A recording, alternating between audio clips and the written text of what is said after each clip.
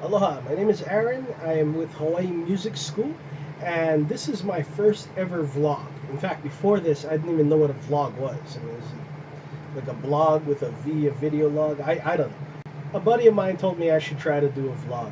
And so what I'm going to do is I'm going to just try this thing daily. I'm going to start and just answer questions that I get through the website that I have, HawaiiMusicSchool.com, or anybody that emails me. I do get questions quite a bit asking about things pertaining to the ukulele, which apparently I'm supposed to be an expert. So I don't know if I am or not, but I will try to answer the questions best you can. Okay, first question I had was, what is the proper way to hold and strum the ukulele? Now that to me is a tough question, because sometimes people will tell you, okay, it's got to be this way. You have to hold it next to your body, and you put your arm here. And I had a classical guitar teacher once tell me that you had to have your leg up and this thing on your leg and put the guitar there, and it's the proper classical bridge position. And I asked him, I said, well, what if the guy's 7 feet tall? He goes, well, same thing. I said, what if the guy's 5 feet tall? He says, well, same thing. To me, that doesn't make sense. That we could be completely different body types and have to hold it the same way. I probably have the worst form in all of ukulele. I put it so that this part right here sits on my leg, on my lap, and I just put my arm over it, and I play this way. Now what it does is it allows me to keep my arm off on the top, which stops me from hindering the sound. Because of that, I sit like this, but that's because it's comfortable for me. First and foremost, it's because it's comfortable. Some people have a hard time holding it the way that we see everybody else holding it. The proper way to hold the ukulele, in my personal opinion, is any way that you can actually get to all the notes. Your hand is free to move this way, and this hand is unobstructed in the strumming side. So if you're comfortable and you can physically move around the ukulele, there is no wrong way, in my personal opinion. Other teachers may disagree, but I personally think that if we're going to be doing something for a long period of time, which is what's required for us to get good at something, I believe we should be comfortable doing it. That's my answer for that. Next question I have is, let's see, what do we have here? I notice you use your thumb and 3 fingers to pluck. Is that how I should do it? I do use my thumb and my 3 fingers. My thumb, first finger, second finger, and third finger. And I guess classical guys call this PIMA. I don't use that terminology, but I hold my hand this way because it's how it naturally falls for me. There are some players that are phenomenal that can use just these 2 fingers, and they absolutely blow me away just doing that. And hats off to them, man. I wish I could do that, but I can't. So I use 3 fingers on this hand, or 3 fingers over here, and my thumb, because it's. I'm a big advocate for laziness, and I believe in the economy of motion, and I think that it takes my finger less time to get there if it's already there, if that makes any sense. So I play that way. Should you play that way? It depends. Are you comfortable playing that way, number one? Number two, is that the style you want to play? I do it because a lot of the things I do is very percussive, I take an idea like this, and then I put it as a pattern.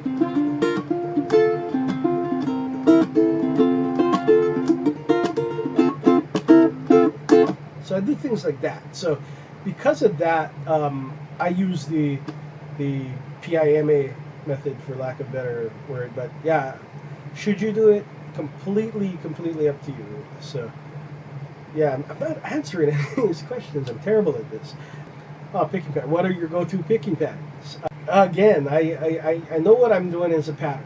When I do something, I recognize that there is a certain pattern to what I do, but I never think in terms of patterns. I always think in terms of drum beat. I kind of,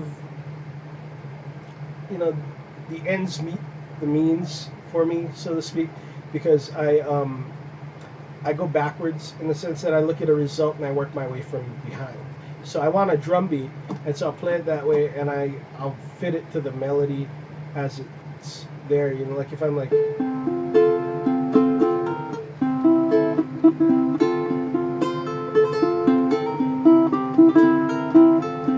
there's a certain, the lick, but my filler notes are all, you just kind of going off of, I guess if I had to narrow it down to a pattern, what I do is I kind of go down and up, but I use my thumb in between. So my go-to pattern in between what the melody is usually something like a thumb, pointer, thumb, then I go to my middle, thumb, ring. So it's kind of like I'm going down like that.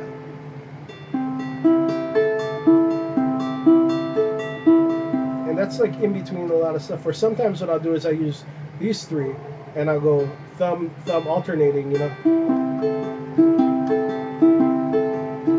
which is my thumb, and then I pick the second string, third string, first string. So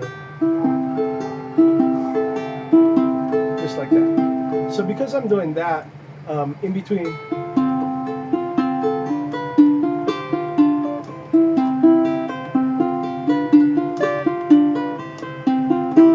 that kind of thing. So because I do that, I still want to make sure my melody is on point, but like I said, I am doing a pattern. I don't think of it that way. Man, I'm like very bad at answering these questions, because it's like, well, what's your answer to this? Well, what would you like it to be?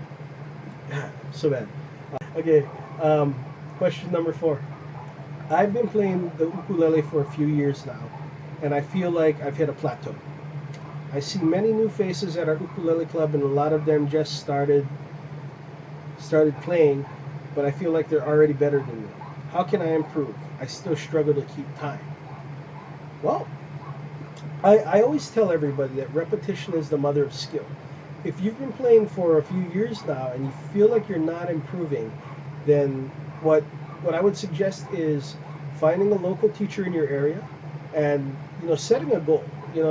Make like, I want to be able to play this song and to be able to improvise in this manner, and get with a good teacher that can help you do something like that. If you can't find somebody in your area, then there's always Skype. I myself teach on Skype.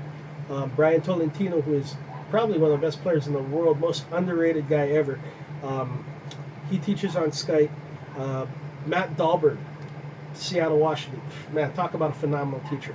So if you meet with somebody like that on Skype, they will, you guys can sit down, set a goal, and decide what it is that you want to do musically, where you want to improve, in the areas that you're looking to improve, and they will cater a program to help you. That is the best way to go about it. I feel mentorship is huge. Like getting to know somebody and having them show you how to get there because they've already been there, I think is a big thing.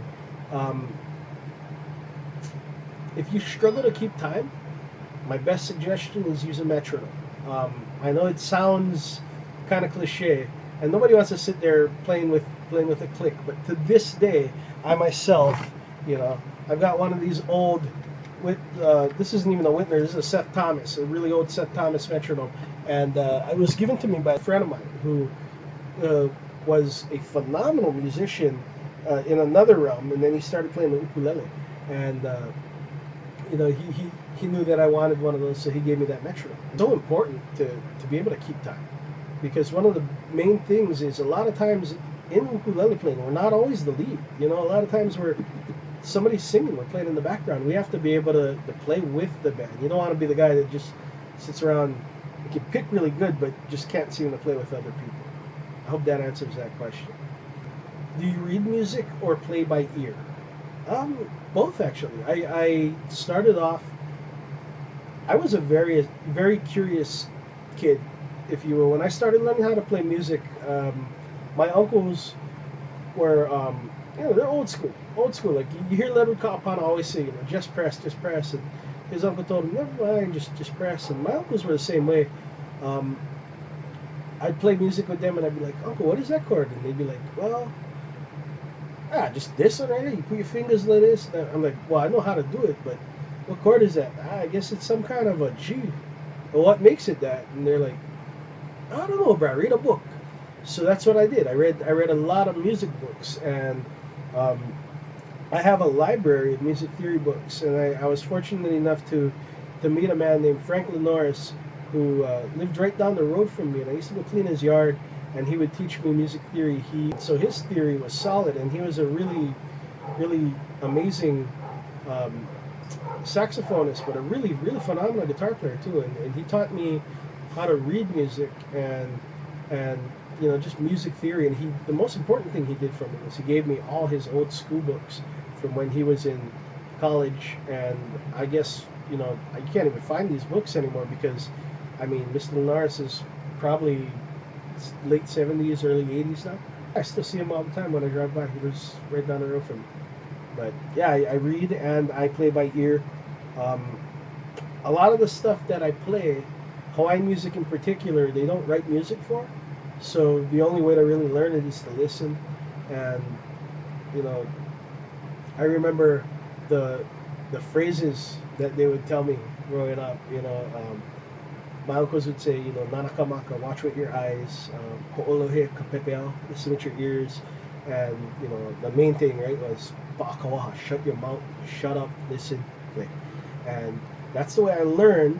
And then I would go back and read my book, and I kind of felt like I was cheating, like I was going behind the teacher's back and learning all these things. But music theory does help out, and reading music does help.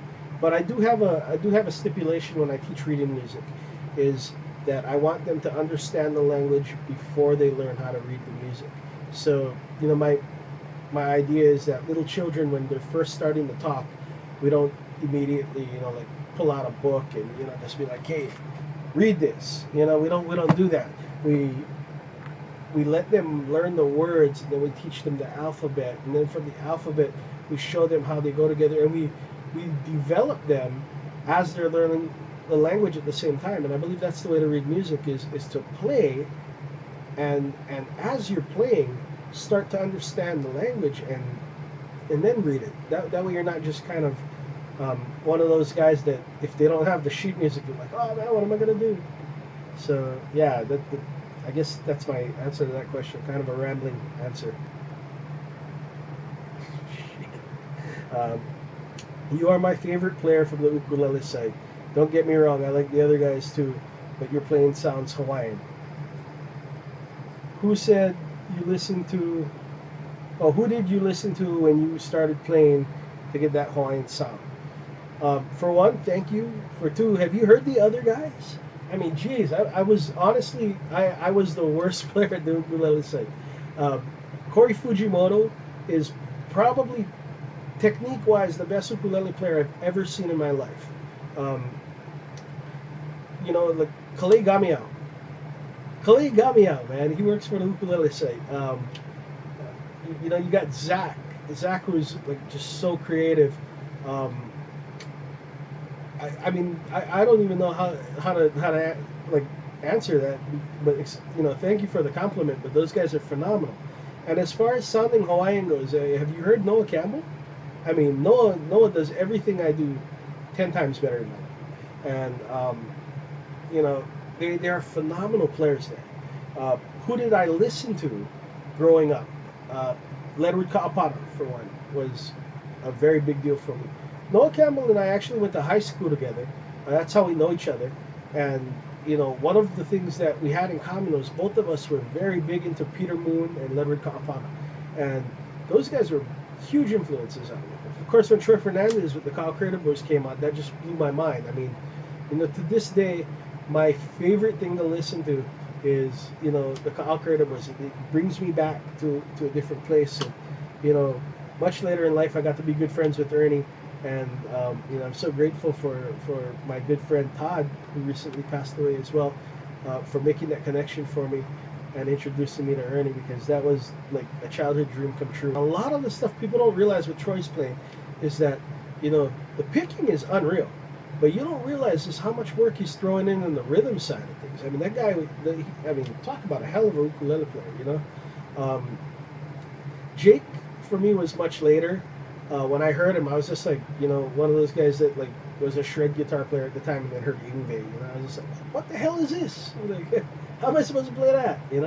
And I've gotten a lot of work because of Jake. Like people wanting to learn his songs and stuff, and people people have me transcribe things, and I hate doing that, but I do it because people want to hear it and they love it. So yeah, those those were my influences. But I mean, also my uncles. My uncle Mike was huge in my development. He taught me my first chords. He taught me kihoalu. Um, my uncle Anela, who was Uncle Mike's best friend, Anela Kahiamoe, lives in Vancouver, Canada. He does ukulele clinics too. Talk about a monster player, man. Like I learned a lot from Uncle Anela. He was a huge influence on my playing. He taught me tastefulness. Tara Damsky, I mean, my mentor, my friend. Um, what can I say, man? He was he was a musician's musician. Um, yeah, he really taught me a lot. Um, who else? I mean, I know I'm missing so many of my good friends. Brian Tolentino, of course, monster player. Um, all of these guys, they play very Hawaiian style music because they're Hawaiian people, and it just comes out that way. And you know, like I mean, geez, Uncle Dicky Boy down in Waianae, and like, he's a monster player. Um, Terry Brown, and a teacher here in Hawaii, fantastic Hawaiian style player, and I mean, that's the guys I would recommend listening to, going out and hearing these guys play. Keone Ku, he's a year younger than me, and we both went to Mililani High School together, and Keone is a musician that plays in Waikiki all the time. If you get a chance, if you see Keone Ku's name on the bill, you better go check him out because he is monstrous. And if he picks up a ukulele, you're in for a treat. Um, the Hawaiian style players were really what I really kind of leaned more towards. So yeah. Um, do we have any more questions on there? That's all we got time for today because it's a YouTube video. Um, but yeah, man, if you guys have any questions concerning playing or something that you saw on my website, write me a email. My email address is hmsukelessons@gmail.com. And yeah, man, hit me up. It'll be fun. If I don't write back to you because I'm like the slowest typer in the world, it will be on here. I'll answer the questions in a vlog, I guess. So till then, guys, aloha and ahoy ho.